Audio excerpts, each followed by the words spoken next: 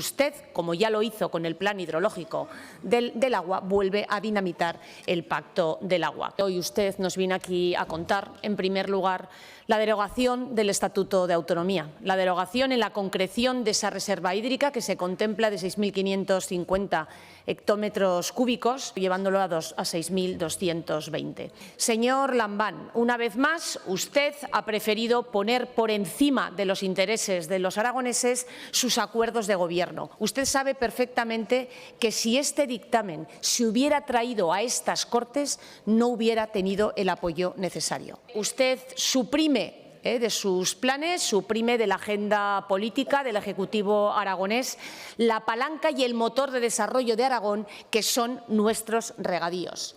Prefiere optar por otro tipo de desarrollo y lo hace sin tener en cuenta a los regantes y lo hace sin tener en cuenta a las inversiones ya realizadas en regadíos. Señor Lambán, usted sabrá por qué. Se vuelven aquí en este documento, igual que se ha hecho en el Plan Hidrológico de Cuenca, a renunciar a 30 embalses sin ningún tipo de alternativa. El Partido Popular está donde ha estado siempre. Cada vez que viene aquí lo hace solamente para hacerlo en su propio interés y el poco respeto que siempre ha demostrado al Parlamento lo vuelve a demostrar con esta mesa del agua, porque sabe que usted de aquí no se hubiera salido con este acuerdo. Muchísimas gracias. Gracias.